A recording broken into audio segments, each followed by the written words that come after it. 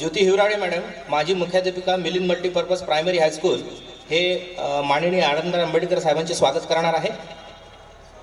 ते माननीय प्राध्यापक युवराज धरसवाडीकर साहेब यांना मी तशीच विनंती करतो की त्यांनी आपले मनोगत व्यक्त करावे. माननीय प्राध्यापक युवराज धरसवाडीकर साहेब. उपस्थित असलेले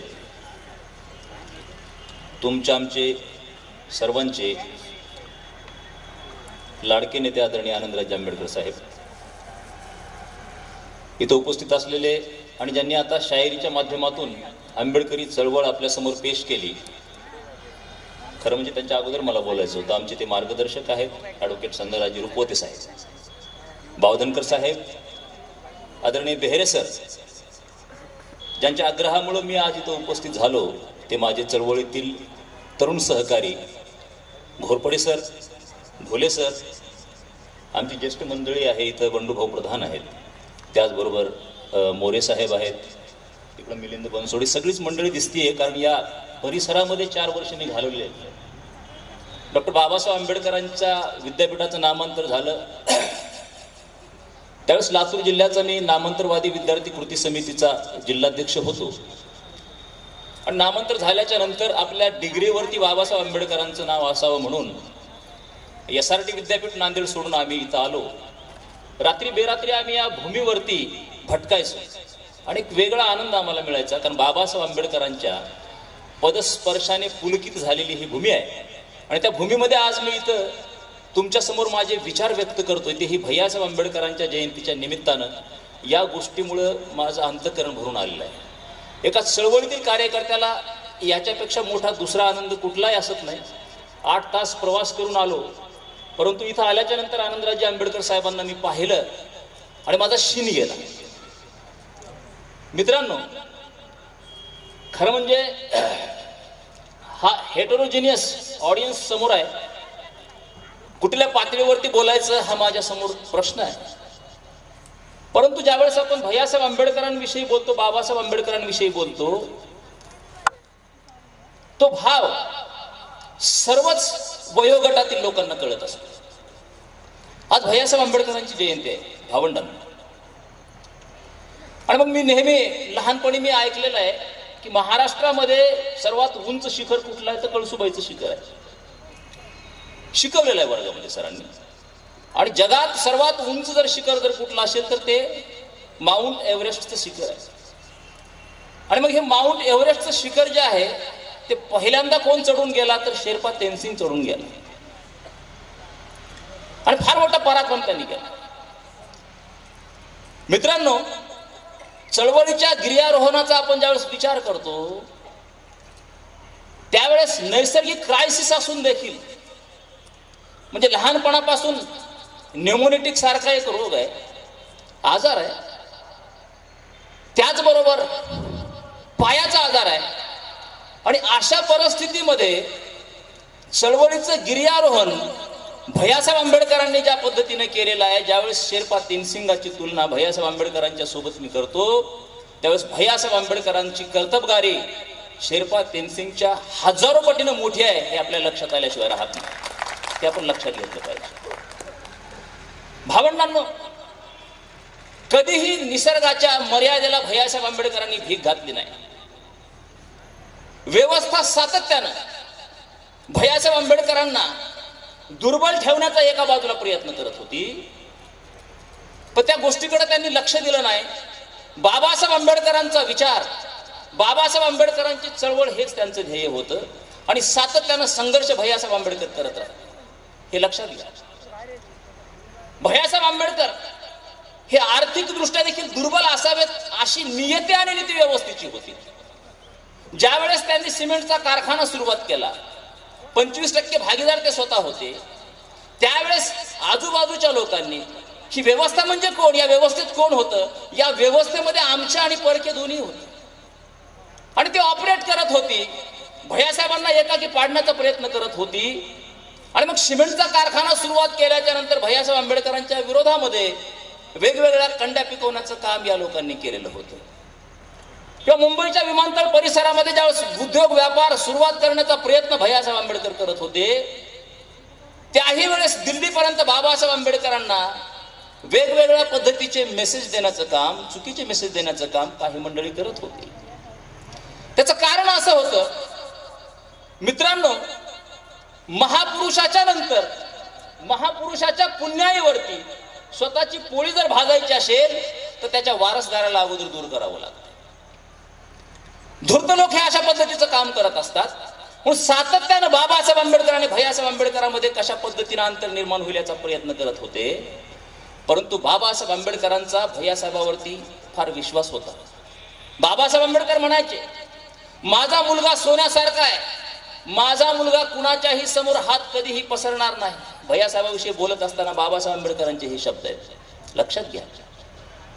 भैयासाहेब आंबेडकरांनी आचार्य आत्रेंच्या नवयुगामध्ये जो लेख दिला त्यामध्ये बाबासाहेब आंबेडकरांच्या विषयी जे विचार व्यक्त केलेले आहेत ते जर आपण जर बघितलं तर लक्षात येईल की ते सांगतात की बाबासाहेबांचं माझ्यावर फार प्रेम होतं, मुकुंदरावावरती फार प्रेम होतं. आम्हाला एखादी गोष्ट जर हवी असेल तर दुसऱ्याजवळ बाबासाहेब आंबेडकर विचारायचे की काय हवं आहे यशवंताला, आणि ती पूर्तता बाबासाहेब आंबेडकर करत असत. या पद्धतीचं हे नातं होतं. परंतु वारंवार भैयासाहेबांना आरोपीच्या पिंजऱ्यात उभा करण्याचं काम काही लोकांनी केलं आणि त्यामध्ये आमचे आप्तेष्ट सामील झाले. ही फार दुःखाची गोष्ट आहे मित्रांनो. महापुरुषाच्या पोटी जन्माला आल्याच्या नंतर नकळत जो लाभणारा वारसा आहे तो तर असतोच, परंतु त्याही पेक्षा मोठी जबाबदारी पेलावी लागते. डोक्यावरती टांगती तलवार असते. एखादं स्वाभाविकता त्रुटी दर्शवणारं एखादं पाऊल जर पडलं तर आपल्या वडिलांच्या किंवा महापुरुषांच्या प्रतिष्ठेच्या ठिकऱ्या उडतात हे त्याला माहीत असतं. आणि म्हणून जगत असताना पावलोपावली तारेवरची कसरत करावी लागते आणि तेच भैयासाहेब आंबेडकरांनी केलं. आणि हे करत असताना कधी भैयासाहेब आंबेडकरांनी चळवळीची नाळ कधीही तुटू दिली नाही. मी तुम्हाला मुद्दा सांगत होतो की भैयासाहेबांना दुर्बल ठेवण्याची एक व्यवस्था कट कारस्थानी करत होती, हे आपण लक्षात घेतलं पाहिजे. बाळासाहेब आंबेडकर ज्यावेळेस लिहितात भैयासाहेब आंबेडकरांविषयी, एक दडपलेला इतिहास नावाचा त्यांचा जो लेख आहे त्यामध्ये त्यांनी सांगितलेला आहे की भैयासाहेब आंबेडकरांना सातत्यानं नापास करण्यात आलं, मुद्दा म्हणून नापास करण्यात आलं. हा योगायोग असू शकत नाही की मुकुंदराव नापास होतात आणि भैयासाहेब नापास होतात. एका आंबेडकरांना शिक्षणाच्या बळावरती एवढी मोठी क्रांती केली आणि त्यानंतर जर दोन दोन आंबेडकर जर पैदा झाले आणि इथं क्रांती करू लागले तर आपलं काय होईल अशा पद्धतीची एक भीती प्रतिक्रांतीवाद्याच्या मनामध्ये होती. आणि मग भैयासाहेब आंबेडकरांना नापास वारंवार करण्याचं ही मंडळी काम करत होती. मी मुद्दा सांगत होतो की नैसर्गिक मर्यादेला कधीही भीक भैयासाहेब आंबेडकरांनी घातली नाही. सातत्यानं चळवळीसाठी संघर्ष भैयासाहेब आंबेडकर करत राहिलेले आहे. अनेक बाबी सांगता येईल. इथं ओझरता आणि पुसटचा उल्लेख सरांनी केला आता, रुपवते साहेबांनी. त्याच्या बारकाव्यामध्ये मला जायचं नाही, परंतु ज्यावेळेस राजगृहाचा एक माळा भैयासाहेबांना दिला गेला तो तिसरा माळा दिला गेला. खरंच म्हणजे लोकांना माहित होतं की भैयासाहेबांना चालण्याचा, पायऱ्या चढण्याचा त्रास होता, दमछाक व्हायची. हे सगळं माहीत असताना देखील हेतुपुरस्सरपणे आणि दुसरा माळा देण्यासाठी 7 वर्ष लावली. काय चाललेलं होतं? तरी भैयासाहेब आंबेडकरांचा माणसाच्या मनाच्या परिवर्तनावर विश्वास होता. आणि मग भैयासाहेब आंबेडकरांनी वारंवार रिपब्लिकन ऐक्य घडवून आणण्याचा प्रयत्न केलेला आहे. भैयासाहेब आंबेडकरांनी 1958 ला रिपब्लिकन ऐक्य घडवून आणण्याचा प्रयत्न केला. 1963 ला रिपब्लिकन ऐक्य घडवून आणण्याचा प्रयत्न केला. 1974 ला रिपब्लिकन ऐक्य घडवून आणण्याचा प्रयत्न केला. आणि मग त्यावेळेसचा इतिहास आणि सामाजिक संदर्भ जर आपण बघितले तर आपल्या लक्षात येईल की बाबासाहेब आंबेडकरांचं महापरिनिर्वाण 1956 ला झालेलं आहे. 57च्या निवडणुकीमध्ये यश चांगल्या पद्धतीने मिळालेलं आहे, लक्षात घ्या. आणि मग बाबासाहेबांच्या नंतर जे काही एक असुरक्षिततेची भावना समाजाच्या मनामध्ये निर्माण झालेली होती, त्या भावनेला, समाजाला अभय देण्यासाठी आपण एकत्रित असलं पाहिजे, ही भैयासाहेब आंबेडकरांची भूमिका होती. तुम्ही राजकारण समर्थपणे करतायत, काही तुमचे आमदार निवडून आलेले आहेत, खासदार निवडून आलेले आहेत, परंतु ही परिस्थिती टिकली पाहिजे म्हणून भैयासाहेब आंबेडकरांनी 1958 ला ऐक्य घडवून आणण्याचा प्रयत्न केला. 1963चा काळ जर आपण बघितला तर आपल्या लक्षात येईल की 1959 ला भूमिहीनांचं आंदोलन मोठ्या प्रमाणामध्ये सुरुवात झालेलं आहे. आणि पुढे त्यानं उग्र रूप धारण केलेलं आहे. 64ला भैयासाहेब आंबेडकरांनी मुंबई प्रदेशचे अध्यक्ष म्हणून मुंबईमध्ये जेल भरो आंदोलन केलं. म्हणजे ज्या ज्या वेळेस प्रसंग बाका होता त्या त्या वेळेस काळाची पावलं उचलून ऐक्याचा प्रश्न पुढे भैयासाहेब आंबेडकरांनी केलेला आहे आणि ऐक्य घडवून आणण्याचा प्रयत्न केलेला आहे. 1974 दोन प्रसंग मी सांगणार आहे. एका बाजूला आणीबाणी सुरू आहे, इंदिरा गांधीने आणीबाणी सुरुवात केलेली आहे, म्हणजे त्या पद्धतीचं राजकारण काँग्रेसचं चाललेलं आहे. दुसऱ्या बाजूला वरळीची दंगल झालेली आहे 1974ला. आपल्याला माहित आहे त्या दंगलीमध्ये 2 मोहरे हुतात्मा झाले. पहिला होता भागवत जाधव आणि दुसरा होता रमेश देवरुखकर. आणि मग दंगल सुरुवात झाली. दलित पॅंथरनं निवडणुकीवरती बहिष्कार टाकलेला होता. काँग्रेस बिथरली आणि मग काँग्रेसनं एक सेना हाताशी धरली. सगळ्यांना माहित आहे त्या सेनेचं नाव घेण्याची काही गरज नाही. महाराष्ट्रातील काही लोक वसंत सेना देखील असा उल्लेख त्या सेनेचा करतात. संतांच्या भूमीमध्ये या वसंत सेनेला समोर करण्यात आलं. वसंत सेनेच्या खांद्यावरती बंदूक ठेवण्यात आली आणि एक एक पॅंथरला टिपायला सुरुवात केली. रिपब्लिकन नेते काही बोलायला तयार नव्हते. आणि मग दंगली सुरुवात झाल्या असताना सिंहाचा छावा गर्दावा त्या पद्धतीने भैयासाहेब आंबेडकर गरजले आणि त्यांनी सांगितलं की आता बस झालं, शस्त्राचं उत्तर आता शस्त्रांना द्या. अशा पद्धतीचा आदेश भैयासाहेब आंबेडकरांनी त्या काळामध्ये दिलेला. लक्षात मी मुद्दा सांगत होतो, ज्याच्या वेळेस प्रसंग बाका होता त्या त्या वेळेस काळाची पावलं उचलून दलितांचा ऐक्य करण्याचा प्रयत्न भैयासाहेब आंबेडकरांनी केला. रिपब्लिकन ऐक्य करण्याचा प्रयत्न भैयासाहेब आंबेडकरांनी केला. ऐक्याच्या बाजूने सातत्यानं भैयासाहेब आंबेडकर राहिले. मित्रांनो, आपणाला माहित आहे ऐक्याचा बनाव कसा केला जातो आणि मग त्यामधून एक नेतृत्व पुढे आणायचं आणि आपली तुंबडी कशी भरायची असे वारंवार प्रयत्न आणि प्रसंग महाराष्ट्रामध्ये आपण पाहिलेले. नेते मंडळी तर कळत होती. एक पत्रक मध्यंतरी आलेलं होतं. त्या पत्रकाने सुरुवात केलं. मुंबईमध्ये एखादी सभा बोलवायची, लहान मोठे नेते बोलवायचे आणि बाळासाहेब आंबेडकरांना आनंदराजेंना फोन करायचा, ऐक्याची सभा या. पत्रकार असून दलित ऐक्य करण्यासाठी ही मंडळी फारस करत होती. आणि मग बाळासाहेब आंबेडकरांनी ज्या शब्दामध्ये सुनावलं ते शब्द मी सांगू शकत नाही. अरे तुला धोता येते का? तू पत्रकारिता कर, राजकारण मला शिकवू नको, या भाषेमध्ये बाळासाहेब आंबेडकर बोलले. ऐक्याच्या प्रश्नावरती लोक मोठे झाले, ऐक्याच्या प्रश्नावरती पत्रकार मोठे झाले आणि जे ट्रस्टचं पत्रक होतं ते पत्रक स्वतः त्यांनी हडप केलं आणि जगायला लागलं. भैयासाहेब आंबेडकरांचा ऐक्याच्या मागचा उद्देश फार उदात्त होता. एक विलक्षण ऐक्य घडवून आणण्याचा प्रयत्न भैयासाहेब आंबेडकरांनी केला. त्या काळामध्ये माझ्यासारख्याला असा प्रश्न पडतो की तुम्ही ऐक्य म्हणताय तर तुम्ही सगळे पत्रकार एक का होत नाही? हे काम भैयासाहेब आंबेडकरांनी त्या काळामध्ये केलं. 5-5-55 ती गोष्ट आहे. महाराष्ट्रातील कानाकोपऱ्यामध्ये जेवढे काही पुरोगामी पत्रक निघत होते त्या सगळ्या पत्रकांच्या प्रमुखांचं एक संमेलन भैयासाहेब आंबेडकरांनी भरवलं आणि त्या संमेलनाचे अध्यक्ष स्वतः भैयासाहेब आंबेडकर झाले नाहीत. कोल्हापूरच्या शिर्केंना त्यांनी त्या संमेलनाचा अध्यक्ष केलेला आहे. एवढी मोठी त्यागाची भावना भैयासाहेब आंबेडकरांच्या अंगी होती. माणसाच्या मनाच्या परिवर्तनावरती भैयासाहेब आंबेडकरांचा विश्वास होता. उपजत आणि जन्मजात काही धम्माचे गुण भैयासाहेब आंबेडकरांच्या अंगी होते हे आपण समजून घेतलं पाहिजे भावंडांनो. लक्षात घ्या. पुढे धम्माची चळवळ कशी केलेली आहे मी थोडक्यात बोलणारच आहे. आनंदराजे आंबेडकर साहेब बोलणार आहेत. 1-2 महत्वाचे मुद्दे मी तुम्हाला सांगणार आहे भावंडांनो.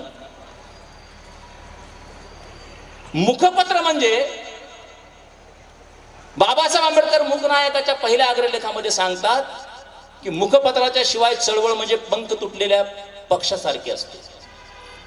मी तुमच्या समोर बोलतोय, माझा आवाज तुम्हाला कशामुळे ऐकू येतो? या माईक मुळे ऐकू येतो. आदरणीय आनंदराजे आंबेडकर साहेब मंचावरती बसलेले आहेत ते तुम्हाला का दिसत आहेत? या लाईट मुळे दिसत आहेत. चळवळ जर प्रकाश झोतामध्ये आणायची असेल आणि चळवळीचा आवाज जर बुलंद करायचा असेल तर मुखपत्राची आवश्यकता असते.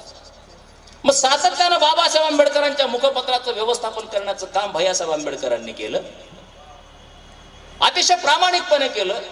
अनेक ठिकाणी त्यांना कठोर व्हावं लागलं. पैसे बुडवे एजंट नावाचा एक एजंट म्हणून एक यादीच पूर्ण त्यांनी जनता नावाच्या त्यांच्या मुखपत्रामध्ये छापलेली होती. ज्या ज्या एजंटनी भरणा केलेला नव्हता त्यांचे पहिल्या पानावरती नावं छापलेले होते. कुणाचाही मुलाहिजा ठेवलेला नव्हता. म्हणजे या कमिटमेंटनं भैयासाहेब आंबेडकर काम करत होते आणि बाबासाहेब आंबेडकरांच्या संस्था असतील, बाबासाहेब आंबेडकरांचे जे मुखपत्र असतील, बाबासाहेब आंबेडकरांची विचारधारा असेल, ती पुढे घेऊन जाण्याचा सातत्यानं प्रयत्न भैयासाहेब आंबेडकरांनी केलेला आहे. मित्रांनो, होतं असं की आम्ही सातत्यानं बाबासाहेब आंबेडकरांच्या सोबत भैयासाहेबांची तुलना करतो, परंतु ज्या कमिटमेंटनं त्यांनी काम केलेलं आहे त्याला इतिहासामध्ये तोड नाही, हे आपण समजून घेतलं पाहिजे. भावंडांनो, बाबासाहेब आंबेडकरांची स्मारकं उभा करण्याचं फार मोठं काम भैयासाहेब आंबेडकरांनी केलेलं आहे. ही स्मारकं काय असतात तुम्हाला एका मिनिटात सांगतो. कुठल्याही स्मारकासाठी दोन गोष्टी आवश्यक असतात. त्याला एक ऐतिहासिक पार्श्वभूमी असावी लागते आणि कुठलं तरी उद्दिष्ट असावं लागतं. आमच्याकडे पद्धती अशी झालेली आहे की आम्ही काय करतो, स्मारक बाबासाहेब आंबेडकरांच्या नावानं उभा करण्याचा प्रयत्न करतो, स्वतःच्या घरची ट्रस्ट करतो आणि त्यानंतर मग स्वतःचा स्वार्थ साधण्याचा प्रयत्न करतो. आजूबाजूला चाललेला आहे, तुम्ही लक्षात घ्या. परंतु भैयासाहेबांनी काय केलं, बाबासाहेब आंबेडकरांची स्मारक तुम्हाला आम्हाला प्रेरणा देण्यासाठी उभी केलेली आहे आणि ज्या तडफेनं उभी केलेली आहे त्याची कल्पना तुम्ही करू शकत नाही. जसं की पहिलं स्मारक आहे मुंबईचं, बौद्धजन पंचायत समिती मुंबई यांचं जे पहिलं स्मारक डॉक्टर आंबेडकर सभागृह, स्मारक सभागृह, ते सभागृह फक्त 2 महिन्यामध्ये भैयासाहेब आंबेडकरांनी पूर्ण केलेलं आहे. लक्षात घ्या. स्मारक काही लोकांसाठी दुप्प्या गायी असतात, कधीच पूर्ण करायचे नसतात आणि त्याच्यावर आधारून आपली तुंबडी भरायची असते.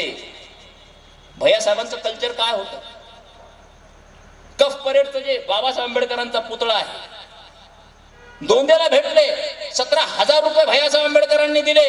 लोकसभागातून बाबासाहेबांचा पुतळा उभा करायचा होता, त्याच्यानंतर विलंब लागला. आमच्याच काही लोकांनी अडथळा निर्माण केला. वरळीकर नावाच्या परत महापौराला भेटले, त्याला 10,000 रुपये भैयासाहेब आंबेडकरांनी दिले आणि सज्जड दाम दिला की ताबडतोब 26 जानेवारी पर्यंत बाबासाहेब आंबेडकरांचा पुतळा उभा राहायला पाहिजे. आणि 15 दिवसामध्ये 10 तारखेला भैयासाहेब भेटले आणि 26 जानेवारीला बाबासाहेब आंबेडकरांच्या पुतळ्याचं अनावरण झालेलं आहे. 15 दिवसामध्ये बाबासाहेब आंबेडकरांचं स्मारक उभा करण्याची जादू भैयासाहेब आंबेडकरांनी केलेली आहे. चैत्यभूमीचं देखील तुम्हाला माहित आहे भावंडांनो, चैत्यभूमीसाठी लोक रांगा लावून स्टेट बँकेमध्ये पैसे भरत होते. रिपब्लिकन फूट निर्माण झाली. काही नेते सांगत फिरू लागले की वर्गणी देऊ नका. वातावरण भैयासाहेब आंबेडकरांनी अभ्यासलं आणि आता जो उल्लेख केला साहेबांनी, आदरणीय रुपवते साहेबांनी, भीमज्योत भैयासाहेब आंबेडकरांनी 14 एप्रिलला काढली. महू पासून ते मुंबईपर्यंत, दादरपर्यंत भीमज्योत काढली. लोकांमध्ये चैतन्याची भावना निर्माण झाली, लोकांना स्पेस मिळाली आणि लोक वर्गणी देऊ लागले आणि अशा पद्धतीनं चैत्यभूमी भैयासाहेब आंबेडकरांनी उभा केली. मी मुद्दा सांगत होतो की इतिहास आणि उद्दिष्ट फार महत्वाचं असतं. बाबासाहेब आंबेडकर हे सातत्यानं 1 जानेवारीला भीमा कोरेगावला जायचे, तिथं नतमस्तक व्हायचे. कदाचित बाबासाहेबांच्या काळामध्ये आजच्या एवढे लोक जात नसतील, परंतु याच्यासाठी जात होते की ज्या पेशव्यांनी अस्पृश्यांचा आतोनात छळ केला, त्यांना पशुप्रमाणे वागणूक दिली, त्या पेशव्यांचा 500 महार लोकांनी, अस्पृश्यांनी कसा पराभव केला, कशी कत्तल केली आणि कसा बदला घेतला आणि कशा पद्धतीनं अधिकार हिसकावून घेतला, याचा जाज्वल इतिहास दर्शवणारा तो स्तंभ होता. म्हणून बाबासाहेब आंबेडकर तिथं जाऊन नतमस्तक व्हायचे. बाबासाहेब आंबेडकर म्हणाले की तुमचे विहार हे क्रांतीची केंद्र झाली पाहिजे. मग एखादं स्मारक किंवा एखादं विहार क्रांतीचं केंद्र होण्यासाठी फार मोठी बिल्डिंग असावी लागते असं नाही, चकचकीत बिल्डिंग, लक्झुरियस बिल्डिंग असावी लागते असं नाही. त्याला एक इतिहास लागतो आणि त्याला एक उद्दिष्ट लागतं. तेच समोर ठेवून भैयासाहेब आंबेडकरांनी सगळी स्मारकं उभा केलेली आहेत, हे आपण लक्षात घेतलं पाहिजे भावंडांनो. भैयासाहेब आंबेडकरांनी धम्माची चळवळ मोठ्या प्रमाणामध्ये केली, हे आपल्याला माहित आहे. फिरले भैयासाहेब आंबेडकर. म्हणजे निसर्गानं जरी भैयासाहेब आंबेडकरांना तेवढी क्षमता दिली नसली तरी सातत्यानं फिरण्याचं काम भैयासाहेब आंबेडकरांनी केलेलं आहे.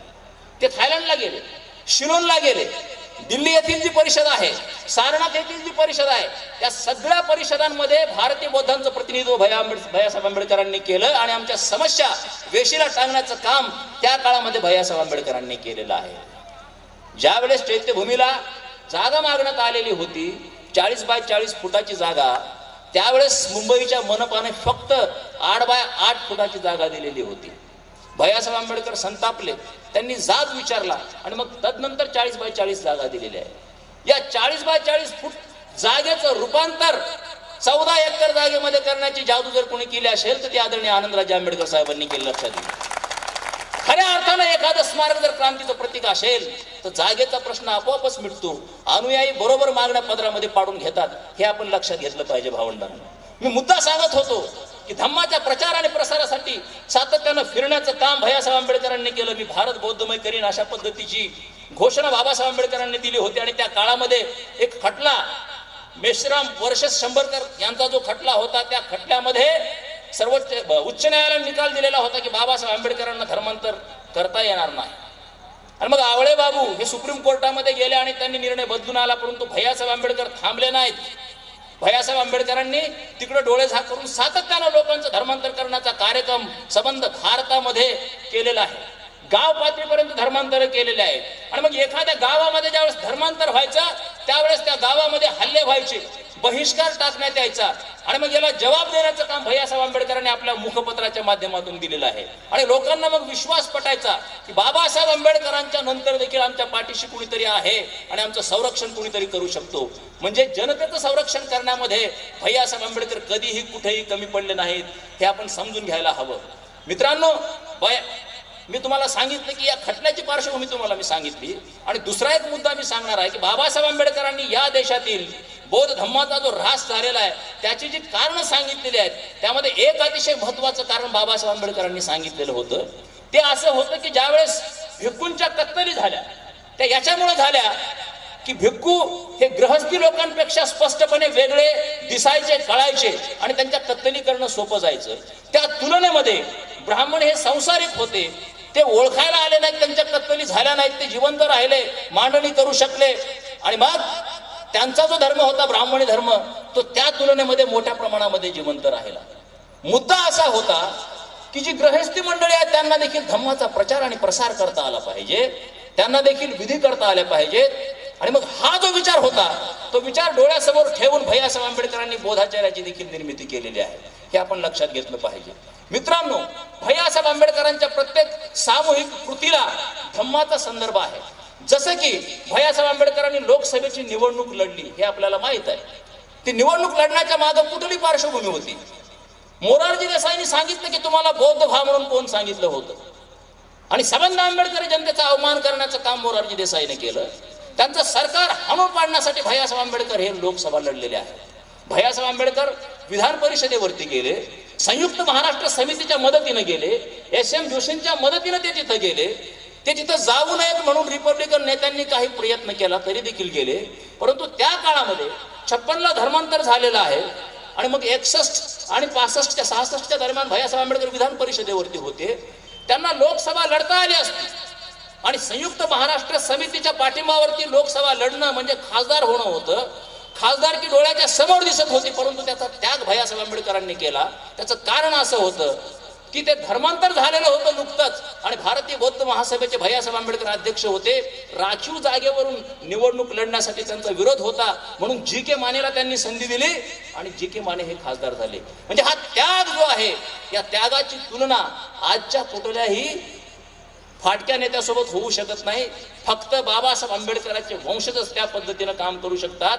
भैयासाहेब आंबेडकर देखील सांगतायत, त्यांनी सांगितलं आणि लिहिलं भैयासाहेब आंबेडकरांनी की माझी जी मुलं आहेत ती माझी मुलं निश्चितपणे प्रामाणिक निपजतील, समाजसेवा करतील, त्याग करतील आणि बाबासाहेब आंबेडकरांचा जो वैचारिक वारसा आहे ते पुढे समर्थपणे चालवण्याचं काम माझी मुलं करतील असा विश्वास भैयासाहेब आंबेडकरांना होता.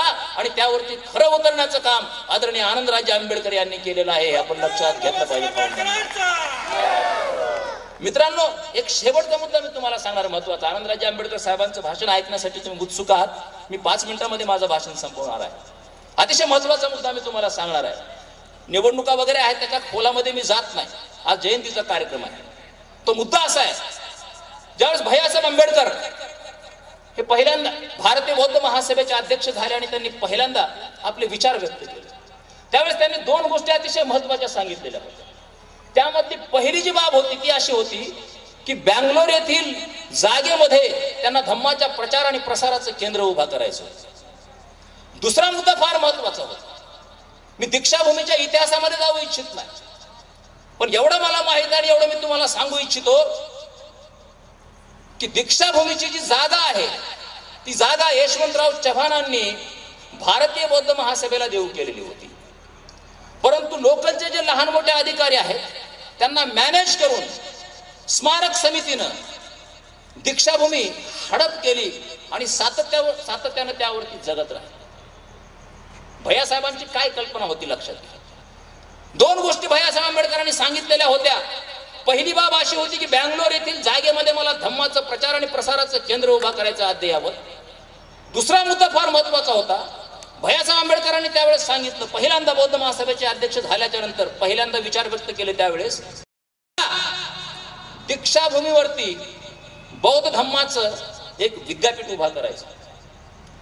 ज्या पद्धतीनं मुस्लिम अलीगड विद्यापीठ आहे त्याच पद्धतीनं भारतामध्ये दीक्षाभूमीवरती मला बौद्ध तत्वज्ञानाचं विद्यापीठ उभा करायचं.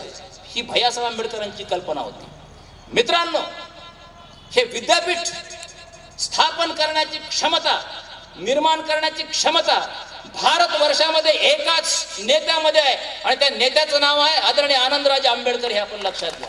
कारण इंदू मिलची जागा ज्या पद्धतीनं काबीज केली त्याच पद्धतीनं दीक्षाभूमीवरती या सभेमधून मी अशी विनंती करणार आहे साहेबाला की तुम्ही या सभेमधून भैयासाहेब आंबेडकरांचं जे एक स्वप्न होतं, जो एक संकल्प होता, दीक्षाभूमीवरती बौद्धांचं विद्यापीठ उभं करण्याचा जो संकल्प होता, तो संकल्प तडीस नेण्यासाठीचा आदेश तुम्ही आम्हाला द्या. आम्ही आमचं रक्त सांडण्यासाठी तयार आहेत. अशा पद्धतीची विनंती मी सगळ्याच्या वतीनं आदरणीय आनंदराजे आंबेडकर साहेबांना इथं करणार आहे. मित्रांनो, माझं भाषण मी 2 मिनिटाची गोष्ट सांगून तुम्हाला संपवणार आहे. संस्थांविषयी मला बोलायचंय. त्या संदर्भात एक कथा तुम्हाला 2 मिनिटांमध्ये मी एक गोष्ट सांगतो. माझी आई मला लहानपणी सांगायची. त्याचा तपशील फारसा मला माहित नाही, पण त्याच्यामधला मुद्दा असा होता, एका राजाच्या दरबारामध्ये एक भांडण गेलं, विचित्र भांडण गेलं. ते भांडण असं होतं की एकाच नवजात अर्भकावरती 2 माता क्लेम करत होत्या आणि दोघीही सांगत होत्या की हे मूल आमचं आहे. पेच निर्माण झाला. न्यायपीठ परेशान झालं. काय करावं कळत नव्हतं. दोघी सांगतात की हे मूल माझं आहे.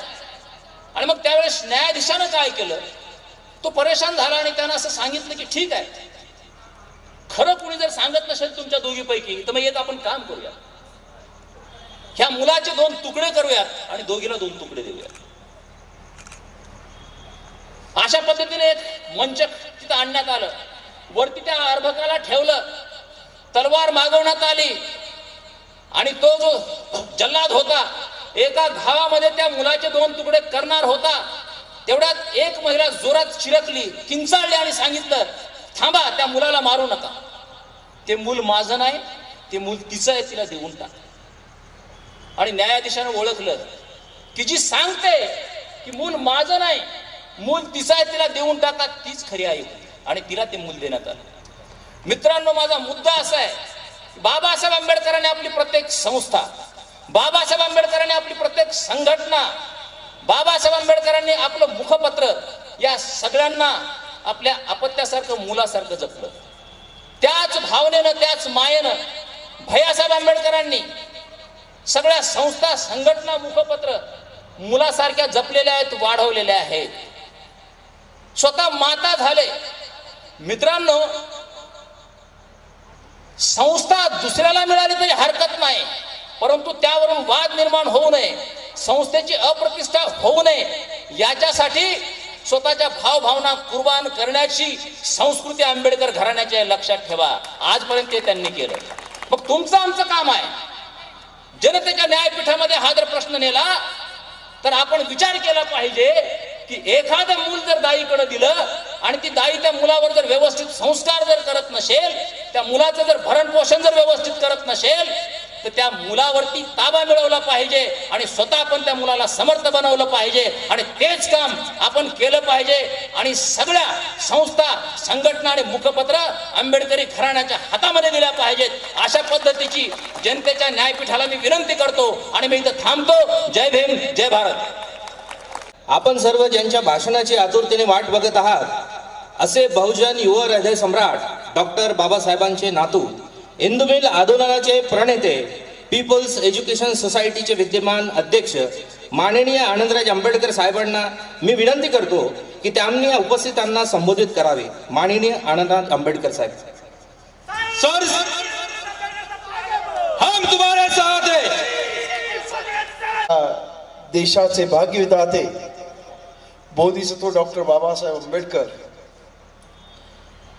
ज्यांची आपण आज जयंती साजरी करतोय ते माझे पिता भैयासाहेब आंबेडकर यांच्या प्रतिमांना त्रिवार वंदन करून या इथं उपस्थित असणारे माझ्याबरोबर आलेले मुंबईवरून आपल्या पीपल एज्युकेशन सोसायटीचे विश्वस्त आणि ज्याने आपल्या शेरो शायरीमधून हलकं फुलकं असं भाषण करून तुम्हाला जागेला खेळून ठेवलं ते ॲडव्होकेट संग्राजी रुपवते, या पीपल एज्युकेशन सोसायटीचे सचिव संजूजी बावधनकर, आज ज्यांनी पुढाकार घेऊन हा कार्यक्रम आयोजित केलेला आहे ते आमच्या विधी कॉलेजचे प्राचार्य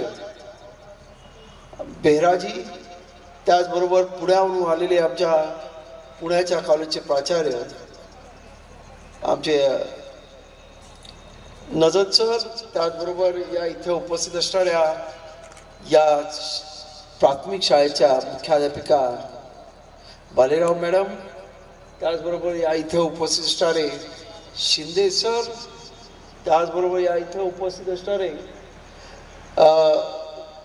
या खास पुण्यावरून आलेले आजच्या कार्यक्रमासाठी प्राध्यापक बोरकरजी, त्याचबरोबर या इथं उपस्थित असणारे BH गायकवाड, बंडू प्रधान, तात्यारावजी राऊत, त्याचबरोबर KV मोरे, अनेक लोकांची इथे नावं घेता येतील या विचारपीठावर, परंतु सर्वच विचारपीठावर उपस्थित असणारे सर्वजण, या आपण सर्व बंधू आणि भगिनींनी,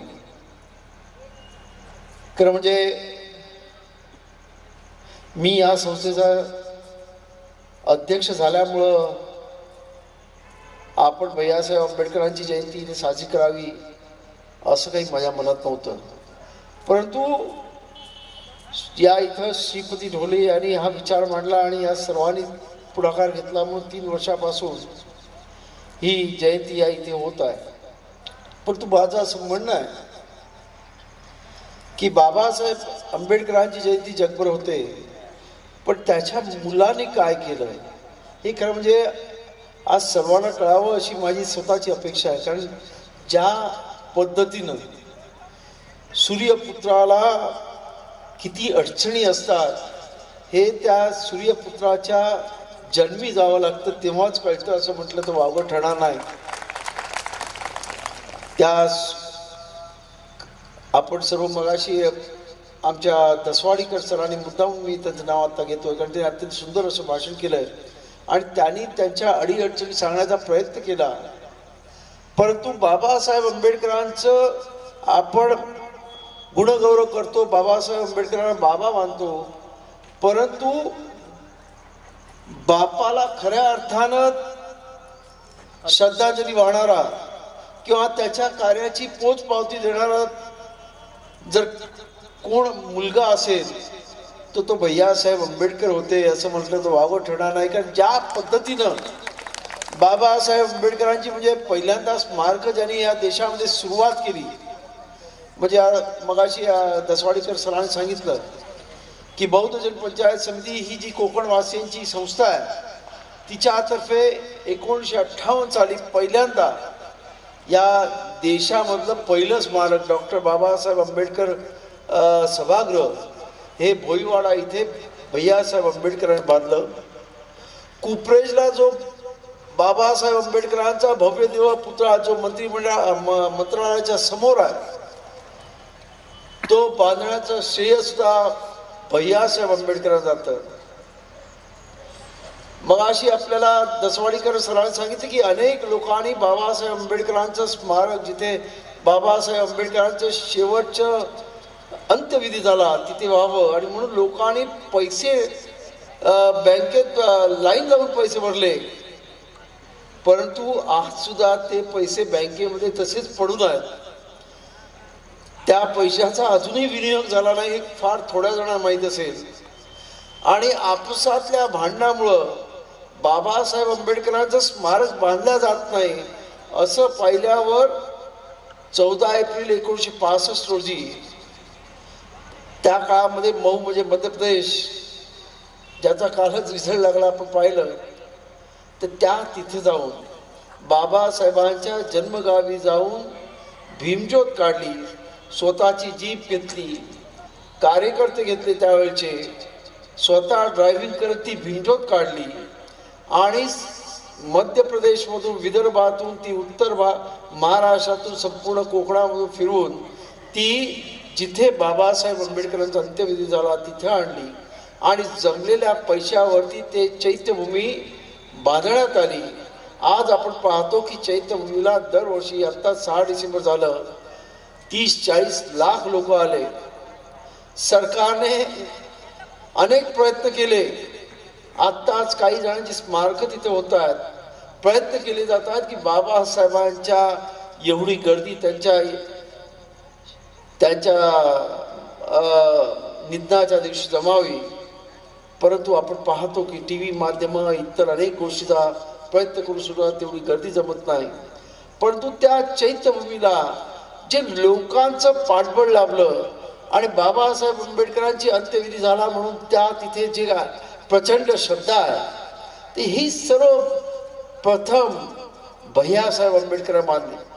खरं म्हणजे बाबासाहेब गेल्यानंतर रिपब्लिक पक्षाला सुखीचे दिवस आले आणि हे सर्वांना दिसत असताना बाबासाहेबांनी आपल्या आयुष्याच्या शेवटी जो बौद्ध धर्म घेतला याबद्दल खरं म्हणजे बाबासाहेबांच्या बरोबर असणारे अनेक त्यावेळचे नेते यांनी बाबासाहेबांनी 14 ऑक्टोबरला जो बौद्ध धर्म घेतला 1956ला, त्याच्या आदल्या दिवशीच बाबासाहेबांना विरोध करायला उभे राहिले आणि बाबासाहेब निघून गेल्यानंतर या मंडळींनी की बौद्ध धर्माचं काय होईल हे त्यांना माहीत नव्हतं किंवा बौद्ध धर्माची काय आणि आपल्याला राजकारण करायचं आहे म्हणून जबरदस्तीने बौद्ध धर्माची माळ म्हणजे भारतीय बौद्ध महासभेच्या अध्यक्षपदाची धुरा भैयासाहेबांना देऊन राजकारणातून बाजूला करणं आणि आपण सर्वजण राजकारणामध्ये आमदार आणि खासदार झाले ही हकीकत आहे. परंतु भैयासाहेबांनी त्या काळामध्ये बाबासाहेबांचं 14 ऑक्टोबर 1956ला आपल्या धर्मांतर केलं आणि आपल्याला माहिती आहे की 6 डिसेंबर 1956 रोजी बाबासाहेबांचं महापरिनिर्वाण झालं. बाबासाहेबांना बौद्ध धर्माच्या दीक्षेचा तेवढा कार्यक्रम मिळाला, वेळ मिळाला नाही आणि त्यामुळे बौद्ध धर्माच्या दीक्षा ज्या पद्धतीने व्हायला पाहिजे त्या पद्धतीने झाल्या नाही आणि मग भैयासाहेबांनी आपल्या वडिलांचं राहिलेलं कार्य खऱ्या अर्थानं बौद्ध धर्म प्रचार आणि प्रसार करण्याचं कार्य स्वतःच्या अंगी घेतलं आणि खऱ्या अर्थानं one man show, one man army अशा पद्धतीत करून बौद्ध धर्माचं म्हणजे कोकणापासून ते पंजाब, UP, बिहार अशा सर्व ठिकाणी कर्नाटकात जाऊन बौद्ध धर्माचं हे जे रोपटं बाबासाहेब लावलं ते जगवण्याचं आणि त्याचा बोधिवृक्ष करण्याचं अत्यंत महत्त्वाचं काम केलं. कदाचित तुम्हाला आज वाटत असेल त्याच्यात मोठं काय, भैयासाहेबांना मी तेव्हा पाहिलेलं आहे. ते व्हाईट अँड व्हाईट कपडे घालायचे, त्यावेळेचे डक बॅगचे पॅन्ट आणि ते व्हाईट शर्ट असायचं. ते कार्यक्रमाला जायचे. त्या काळामध्ये गाड्या घोडे रस्ते नव्हते. कोकणात जेव्हा जायचे मी स्वतः पाहिलंय, व्हाईट कपडे घालून गेलेले भैयासाहेब जेव्हा घरी यायचे तेव्हा पूर्णपणे लाल बुंद झालेले त्यांचे ते कपडे असायचे. ओळखायला पण यायचे नाही त्यांचे कपडे व्हाईट होते की लाल होते. अशा पद्धतीने मातीच्या रोडवरती कधी एसटीतून कधी बैलगाडीतून फिरून त्यांनी जो धम्मप्रचार केला आहे त्यांची केलेल्या त्या कार्याला तोड नाही असं माझं मत आहे. कारण त्यावेळेस भैयासाहेबांबरोबर इतर कोणी माणसं जायची नाहीत. कारण ही सर्व मंडळी तुमची जी नेते मंडळी म्हणवणारी माणसं राजकारणामध्ये मशगूल होती आणि त्या काळामध्ये भैयासाहेबांनी बौद्ध धर्माचे जी बाबासाहेबांनी शेवटच्या काळामध्ये घेतलेला अत्यंत महत्त्वाचा निर्णय होता तो खऱ्या अर्थानं लोकांमध्ये रुजवण्याचं काम भैयासाहेब आंबेडकर केलं. किंबहुना आज त्याचंच फळ आपल्याला इथे दिसतंय की आज आंबेडकरी समूह ज्या पद्धतीनं शिकलेला दिसतोय, SC मधला एक एक कास्ट आहे ती सुप्रीम कोर्टामध्ये गेलेली आहे आणि तिचं असं म्हणणं आहे की बाबासाहेब आंबेडकरांचे अनुयायी SC मधल्या सर्व फॅसिलिटी लाटत आहेत आणि त्यामुळे SCचं डिव्हिजन, SC मधल्या जातींचं डिव्हिजन करा आणि आम्हाला जातीनुरूप रिझर्वेशन द्या. पण त्या जातीनं मला सांगायचं वाटतं की बाबासाहेब आंबेडकरांनी आम्हाला बौद्ध धर्म दिला आणि भैयासाहेब आंबेडकरांनी तो आमच्यामध्ये रुजवला आणि त्यामुळं आमच्यामधल्या अंधश्रद्धा अंधरूढी केल्या आणि बाबासाहेब आंबेडकरांचा विचार खऱ्या अर्थानं आमच्या लोकांनी आत्मसात केला आणि बाबासाहेबांनी सांगितलं की शिका, त्यासाठी हाल अपेष्टा करत शिकले.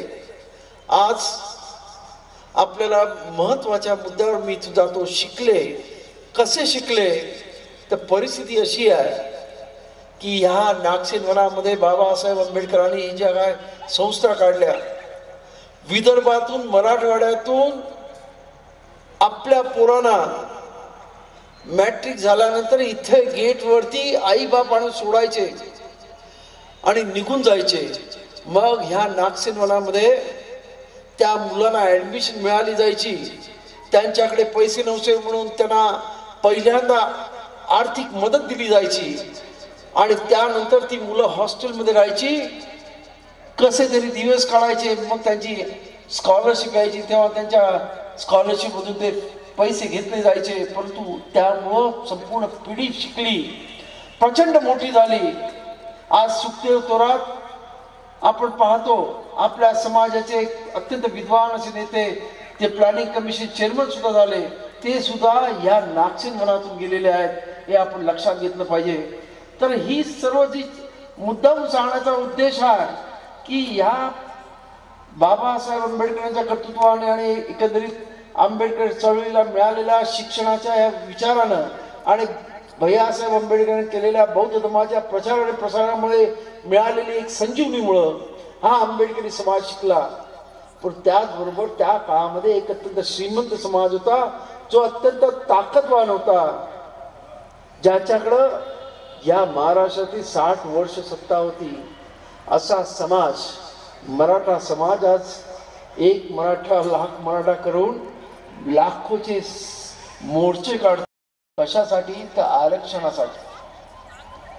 आज मला या मंचावरून त्यांना सांगायचं आहे की तुमच्या समाजातले अनेक नेते शिक्षण सम्राट झालेले आहेत, त्यांच्या मोठ्या मोठ्या शिक्षण संस्था आहेत, परंतु ह्या नेत्यांनी या समाजाला काय दिलं? त्या समाजातल्या मुलांना आज आरक्षण मागावं लागतं. अरे ह्या समाजातल्या नेत्यांच्या शाळांमधून, कॉलेजेसमधून या मराठा समाजाच्या मुलांसाठी आरक्षण निर्माण केलं पाहिजे. तिथे खऱ्या अर्थानं राखीव जागा राहिल्या पाहिजेत, परंतु ते दुर्दैवाने होत नाही. आज बाबासाहेबांच्या ह्या संपूर्ण पीपल एज्युकेशन सोसायटीमुळे हा संपूर्ण बौद्ध समाज एवढ्या मोठ्या प्रमाणामध्ये शिकला. हे याचं कारण आहे एक तर बाबासाहेब आंबेडकरांनी दिलेला बौद्ध धर्म आणि बाबासाहेब आंबेडकर त्यानंतर भैयासाहेब आंबेडकरांनी राबवलेला गावागावामध्ये केलेली ही जी बौद्ध धर्माची एक प्रकारे जी साखर पेरणी केली, त्याच्यामुळं आज या समाजामध्ये एक वेगळ्या प्रकारचे चैतन्य निर्माण झालेलं आहे. आणि त्यानंतर पीपल एज्युकेशन सोसायटीने जी साथ दिली या समाजाला, त्याच्यामुळं आणि त्या काळचे असणारे प्राध्यापक असतील, त्या काळची असणारी मॅनेजमेंट असेल, त्यांनी जे अत्यंत महत्त्वाचं काम केलेलं आहे आंबेडकरी समाजाला शिकवण्यामध्ये. तेव्हा आज या इथे आपण भैयासाहेब आंबेडकरांची जयंती साजरी करतो. आजचे संदर्भ बदललेले आहेत, आजची आपली परिस्थिती बदललेली आहे. आज आपली मुलं खरं म्हणजे आरक्षण जरी आपल्याला मिळत असलं तरी आज मी पाहतो की आपली मुलं कॉन्व्हेंटमध्ये जातात. अनेक चांगल्या कुटुंबातली मुलं तर इंटरनॅशनल स्कूल आणि CBSE मध्ये चाललेली आहेत. परंतु त्याच वेळेला याच महाराष्ट्रामध्ये काही लोकांना शिक्षण मिळत नाही आहे. ही जी परिस्थिती अत्यंत तफावत अशी निर्माण होत चाललेली आहे, हे कुठेतरी बदलायचं आहे. आणि त्यासाठीच ही जी संस्था आहे बाबासाहेब निर्माण केलेली, ही संस्था समाजामुळे करणं ही काळाची गरज असं मला वाटतं. आणि त्यासाठीच आपण हा कार्यक्रम घेण्याचा एक महत्त्वाचा दुसरा उद्देश आहे की मध्यंतरीच्या काळामध्ये या संस्थेमध्ये झालेले अनेक गैरप्रकार आणि समाजाची सुटलेली नाळ, म्हणजे समाजाची मुद्दाम तोडलेली ह्या संस्थेची नाळ ही परत एकदा एकत्र समाज आणि संस्था एकत्र यावी हा माझा प्रयत्न आहे. आणि यासाठीच म्हणून आपण हा कार्यक्रम, एकच कार्यक्रम हा या इकडे औरंगाबादला लोकांबरोबरशी संपर्क व्हावा, लोकांबरोबर चर्चा व्हावी, लोकांच्या अपेक्षा या संस्थेबद्दल काय आहे या कळाव्यात, यासाठी मुद्दामून हा कार्यक्रम आपण घेत असतो. आणि मला आज आनंद वाटतो की एवढ्या मोठ्या संख्येने तुम्ही इथे उपस्थित राहता. मी आपल्याला या संस्थेचा चेअरमन म्हणून असं सांगू इच्छितो की अजूनही थोड्याशा गडबडी राहिलेल्या आहेत. त्या संस्थेच्या एकंदरीत वाटचालीबद्दल जी मॅनेजमेंटमध्ये असणाऱ्या तफावती आहेत, परंतु मला आशा वाटते की लवकरच ह्या संपतील. कारण ज्या पद्धतीची मूवमेंट चालू आहे चायडी कमिशनरच्या लेवलला, त्यामुळं या संस्थेमध्ये असणाऱ्या ज्या गोंधळ गडबडीचं जे वातावरण आहे ते संपेल आणि परत एकदा ही संस्था समाजासाठी खऱ्या अर्थाने वाहून गेली, आंबेडकरी चळवळीसाठी वाहून गेली. कारण ह्यातून निघणारी माणसं अनेक माऱ्याच्या जागेवर जाऊन पोचलेली आहेत. त्यांना या संस्थेबद्दल अनेक मंडळी या संस्थेत मला भेटतात. आम्हाला या संस्थेबद्दल काहीतरी करावं असं वाटतं, आम्हाला काहीतरी द्यावं असं वाटतंय, अशी अनेक लोकांची भावना आहे. पण दुर्दैवाने मध्यंतरीच्या काळामध्ये झालेल्या या संस्थेमधल्या गोंधळाच्या वातावरणामुळे ही मंडळी पुढे आलेली नाहीत. परंतु मी आज आपल्या सर्वांना विनंती करतोय की हा पीपल एज्युकेशन सोसायटीने आपल्याला प्रचंड दिलेला आहे. मराठवाडा विदर्भामध्ये आज जी काही अत्यंत मोठ्या आणि अत्यंत चांगल्या जागी जी मंडळी गेलेली आहेत किंवा त्यांची मुलं गेलेली आहेत, तर त्यांच्या ज्या एका पिढीने या संस्थेमुळं एक वेगळ्या प्रकारचं आयुष्य जगलेले आहेत, त्यांना माझं आव्हान आहे की आपल्या सर्वांना माझी विनंती आहे की आपल्याला या बाबासाहेब आंबेडकरांचं खरं स्मारक करायचं असेल तर आपण पाहतो की नामांतराच्या लढ्यामध्ये अनेक जण इथे शहीद झाले, परंतु अजूनही हा लढा अजून पूर्ण झालेला नाही. खऱ्या अर्थाने बाबासाहेब आंबेडकरांचं स्मारक, जे बाबासाहेब आंबेडकरांचं हे जे काही युनिव्हर्सिटी व्हायला पाहिजे होती, ज्या पद्धतीने व्हायला पाहिजे होती तशी झाली नाही. पूर्णपणे बाबासाहेब आंबेडकरांचं नाव अजून देण्यात आलेलं नाही. आणि म्हणून माझी अशी स्वतःची अटकळ आहे की एवढी प्रचंड मोठी जागा आहे की ह्या बांबूच्या पेक्षाही आपल्याकडे मोठी जागा आहे. आणि त्यामुळे बाबासाहेब आंबेडकरांचं स्वतंत्र विद्यापीठ आपण पीपल एज्युकेशन सोसायटीच्या वतीनं इथं तयार करावं, पण त्याला खर्च प्रचंड आहे. तुम्ही सर्वांनी जर मनात आणलं तर ते सर्व शक्य आहे. आज आपली मंडळी फक्त मुंबईत किंवा महाराष्ट्रात किंवा देशात नाही आहेत, अनेक लोक आज अमेरिका, लंडन अशा ठिकाणी अत्यंत मोठ्या मोठ्या ठिकाणी आहेत आणि ते सुद्धा मदत करायला तयार आहेत. अनेक मोठ्या मोठ्या युनिव्हर्सिटीजमध्ये कामं करत आहेत, त्यांच्याशी माझ्या चर्चा झालेल्या आहेत. त्यात युनिव्हर्सिटीबरोबर आपल्याला लिंक लागू शकेल. इकडे एखादी आपली बाबासाहेबांच्या नावाने आपण युनिव्हर्सिटी केली तर, आणि मग या भारतामधली सर्वात श्रेष्ठ बाबासाहेब आंबेडकरांच्या नावाची युनिव्हर्सिटी आपण निर्माण करू शकू. एवढी मोठ्या पद्धतीचा आपलं हा सुंदर असा परिसर आपण निर्माण करू शकू. यासाठी तुम्हा सर्वांची साथ हवी आहे. यासाठी या संस्थेचा चेअरमन म्हणून आपल्याला विनंती करतो, जी काही मदत आपण करू शकाल ती आपण करावी, जेणेकरून येणाऱ्या काळामध्ये बाबासाहेब आंबेडकरांचं स्मारक त्यांच्या सूर्यपुत्राने त्याच्या पद्धतीने केलं. परंतु आपण सर्व बाबासाहेबांना बाप मानतो, बाबा म्हणतो, परंतु आपण काय केलं तर आपण काहीतरी असं भव्य दिव्य करावं. कारण फक्त आंबेडकरी कुटुंबानेच बाबासाहेब आंबेडकर स्मारक करायचे हे काही बरोबर नाही. आता इंदू मिलच्या याच्यामध्ये आपण पाहिलं की जेव्हा लढा चालू होता 2 आणि 3 एकरमध्ये मांडवली करणारे अनेक लोक, त्या नेते इथे तुमचे होते. परंतु आम्ही जेव्हा आंदोलन केलं तेव्हा मुळच ती 12.5 एकर जमीन अत्यंत मोक्याच्या ठिकाणी मुंबईमध्ये असणाऱ्या अत्यंत सुंदर अशा म्हणजे समुद्राच्या बाजूला असणारी जमीन आपल्याला मिळाली. मग आपलं काही कर्तव्य आहे की नाही? आपण बाबासाहेब आंबेडकरांचे अनुयायी म्हणतो, बाबासाहेबांना बाप म्हणतो आणि घेतो तो श्वास आणि खातो तो घास बाबासाहेबांच्या नावाने असं म्हणतो. पण हे फक्त आपण बोलणारच आहोत का, की कृतीमध्ये सुद्धा दाखवणार आहोत? हे मला आपल्याला विचारायचं. आणि म्हणून या संस्थेला आपण ज्या पद्धतीने मदत करू शकाल त्या पद्धतीने मदत करा. आपल्याला मी आश्वासन देतो की या संस्थेमध्ये पहिल्यांदा मला, कारण आपल्याला माहिती आहे की वामनदादांचे बोल आहेत की अजूनही विजली नाही ती लाख त्या नामांतर लढ्याची, आणि ती खरंच विजली नाही. अजूनही आपल्या मनामधून अजूनही तो प्रश्न जळत आहे की बाबासाहेब आंबेडकरांच्या त्या नामांतर लढ्यासाठी अनेकांनी आपली घरदारं उद्ध्वस्त केली, अनेकांनी आपले जीव म्हणजे शहीद झाले. परंतु अजूनही ज्या पद्धतीने बाबासाहेब आंबेडकरांची युनिव्हर्सिटी झाली पाहिजे होती तशी झालेली नाही. अजूनही त्याच्यामध्ये पूर्णपणे बाबासाहेब आंबेडकरांच्या कर्तृत्वाला, बाबासाहेब आंबेडकरांच्या विद्वतेला सन्मान मिळेल अशा पद्धतीचं नाव या युनिव्हर्सिटीला मिळालं नाही. आणि म्हणून आता आंबेडकरी समाज हा घेणारा नाही तर देणारा आहे.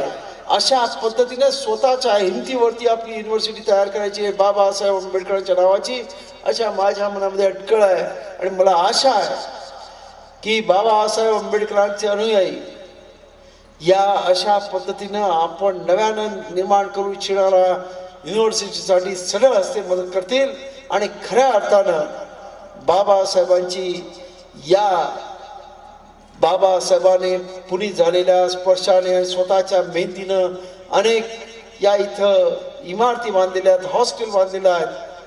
त्या परिसरामध्ये खऱ्या अर्थानं बाबासाहेब आंबेडकरांचं जिवंत स्मारक, बाबासाहेबांच्या नावाची युनिव्हर्सिटी, आंतरराष्ट्रीय दर्जाची युनिव्हर्सिटी आपण निर्माण करूया एवढीच अपेक्षा आपल्याकडून करतो. आणि खरंच बाबासाहेबांना असा एक पुत्र लाभला. बाबासाहेबांना अनेक पुत्र झाली, दुर्दैवानं आपल्या सर्वांच्या म्हणजे उद्धारासाठी ती चारही अपत्य गेली आणि एकच अपत्य राहिलं जे भैयासाहेब आंबेडकर. पण त्याने सुद्धा बाबासाहेबांच्या कार्याला खऱ्या अर्थानं ते म्हणजे बाबासाहेबांचं कार्य अजोड होतं, न भूतो न भविष्यत होती, परंतु ते कार्य लोकांपर्यंत पोहोचवण्याचं काम खऱ्या अर्थानं त्या सुपुत्राने केलं. आणि स्मारक बाबासाहेबांची खऱ्या अर्थानं त्यांनी सुरुवात करून दिली त्या भैयासाहेब आंबेडकरांना. या इथं मी खरं म्हणजे भावपूर्ण श्रद्धांजली वाहतो. आणि फक्त जाताना एक महत्त्वाचा विषय सांगतो की मी इथून औरंगाबादवरून परत एकदा पुण्याला जाणार आहे.